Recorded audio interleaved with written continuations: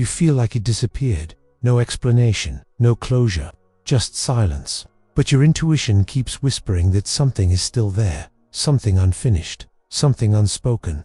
And you're right, because you're not being ghosted, you're being studied. He didn't walk away to forget you.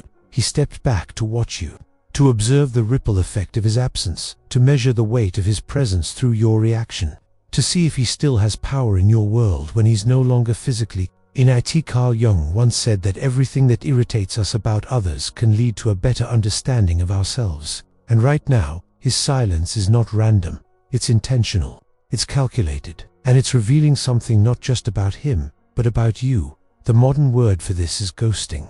But what Jung would see is something much deeper, a silent experiment in control, validation, and ego. When a man pulls away without a word, it's rarely because he's indifferent. True indifference doesn't need silence. It doesn't need to prove anything. But when he disappears, while still watching your stories, checking your status, orbiting your life like a silent satellite, it's because he's waiting for your signal, not to reconnect, but to confirm his impact. This is not about love. It's about power, about curiosity, about how much space he still occupies in your heart, even in his absence. And here's what most women never realize. When you respond to this silence with confusion, pain, anger, or desperate clarity, you are feeding him data. He's watching you from a distance, not to reconnect, but to validate what he already suspects, that you still care, that he still matters, that you're still wondering why. You're not crazy for wanting answers, you're not weak for needing closure, but you must understand what the silence truly is. It is not emptiness, it is observation. This is the moment when many women overextend.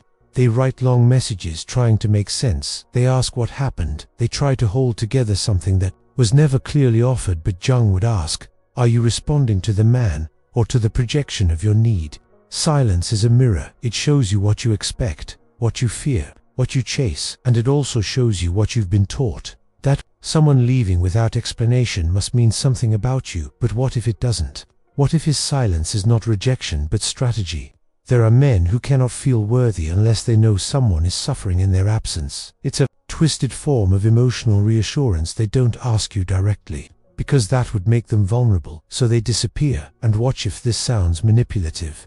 It is, but it's also deeply human, because we all want to matter. We all want proof that our presence changes someone. Some just seek it through healthier ways than others. You're not being ghosted, you're being tested. He's seeing if you'll chase, if you'll collapse, if you'll hand him your dignity in the form of confusion, disguised as Luvand. The hardest part is that most women don't know this is happening. They internalize it. They wonder what they did wrong. They replay every moment, searching for a clue. But here's the truth. You didn't lose him. He stepped back to see if you'd lose yourself. This kind of man isn't always cruel. Sometimes he's just emotionally immature. He doesn't know how to hold space for vulnerability, so he creates distance and watches what fills the gap. Your silence, your softness, your self-respect, they become part of his unspoken study. He's trying to see if you'll wait, if you'll beg, if you'll offer more than he gave. And when you do, he feels in control again. Not because he's worthy, but because you proved his power. This is not love, this is ego. And ego is hungry. It feeds on response. It feeds on your pain. It feeds on the echo of your longing. Carl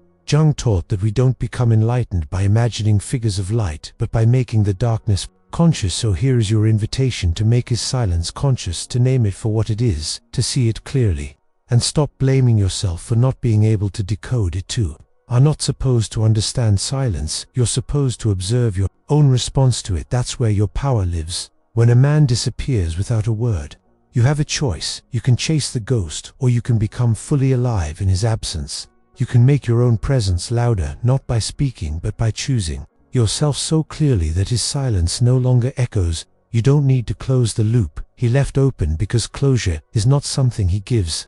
It's something you claim. You reclaim it when you stop explaining your worth to someone who's already shown you they can't hear it. You reclaim it when you see that you are not being punished. You are being redirected back to yourself, back to the place where you stop making someone else's confusion your responsibility. There's something spiritual about silence. It forces you inward. It strips away the noise. It reveals where your worth has been outsourced. So let me say it again. You're not being ghosted. You're being studied. And this moment is not a test of your value. It's a test of your alignment. Will you collapse? Will you wait?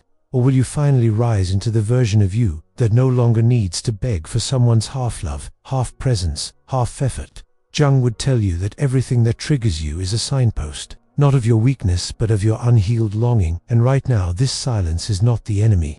It is the teacher. You are being given the chance to see what parts of you still cling to being chosen. You are not broken, you are awakening, and when you choose to stop responding, to stop explaining, to stop hoping for a breadcrumb of clarity from someone who refused to give you wholeness, you shift, you become untouchable, not because you hardened, but because you finally saw through the game. When a woman stops chasing the man who left, starts to feel it, not because she said something, but because she did, now are no longer part of his experiment. You are no longer his reflection. You are no longer the echo he hoped to hear. You are whole. You are enough, and silence, when embraced from the inside, becomes the loudest boundary you'll ever set. So breathe, pull your energy back, let the silence be his, not yours, and watch what happens when you stop playing a role in someone else's emotional theater. This is not the end of your story, it's the beginning of your return, not to him, but to you.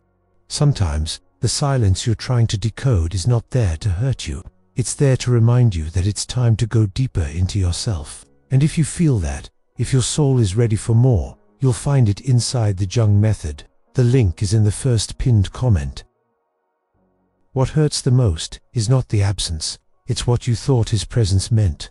You replay moments in your head, wondering how it went from warmth to cold, from daily messages to sudden nothing. But the truth is, you are not mourning a man, you are mourning the version of yourself that hoped he would see you clearly. You are grieving your own illusion, not him. Carl Jung taught that projection is one of the most common psychological processes. We don't see people as they are, we see them as we are. And when he vanished, the pain you felt wasn't just his departure, it was the collapse of everything you projected onto him. The potential, the safety, the story you wanted to live through him. There is something deeply spiritual about realizing this. It's a moment of rupture, a crack in the identity you built around the idea of being chosen. It feels like heartbreak, but it's actually liberation, because now you're being asked to step out of the fantasy and return to the woman who waited for herself. When a man disappears and watches you from a distance, he's hoping to find evidence that you're still there, that you haven't moved on, that your energy is still circulating around his memory. It gives him control, it gives him validation. But what happens when you stop being observable? When your life no longer performs for his ego, he begins to feel the discomfort of invisibility. He begins to realize that the power he had was never in your love, it was in your attention. There is a version of you who rises from this, slowly, quietly, but completely. She no longer needs to understand him. She no longer needs closure, because she has made peace with the unanswered question, and that is where her freedom begins. The feminine power that is most misunderstood is not seduction or softness. It is stillness, the kind that doesn't react, the kind that doesn't chase, the kind that makes a man realize that your worth is not tied to his ability to respond, that your story continues even when he removes himself from the page. This stillness is not passive, it's radiant. It's the energy of a woman who no longer performs emotional labor for someone else's indecision. She doesn't scream to be heard. She becomes so aligned with herself that his silence sounds like background noise. She doesn't fill in the gaps he left. She builds a new path entirely. Jung believed that we must go inward to heal the parts of us that long for validation outside, and that longing often disguises itself as romantic pain. But if you look closer, you'll see it's older than him. It's the wound of childhood, of not being seen, of waiting for love to finally feel safe. This is why his disappearance hurts so much. Not because he was perfect, but because he touched the same part of you that's been waiting to be chosen your whole life. That is the part you must sit with. That is the part you must bring into the light. You are not broken because you miss someone who confused you. You are not weak because your heart hoped he would return. That's not weakness, that's innocence. That's the part of you that still believes in love. But the next level of your journey is not about getting him back. It's about choosing the version of yourself that no longer needs to be abandoned to feel worthy. When you stop responding to the ghost, you stop feeding the illusion, and something powerful happens. You reclaim the energy that was being siphoned by hope. You stop bleeding your magic into an empty space. And in that silence, something returns to you, your clarity, your peace, your knowing. He was watching to see if you'd reach, but now you're out of reach. Not because you're punishing him, but because you finally realized that someone who values you doesn't disappear. They stay, they speak, they show up. So many women confuse intensity with intimacy.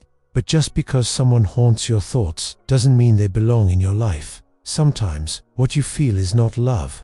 It's unfinished emotional business, and that's not something he can fix. That's something you must unravel within.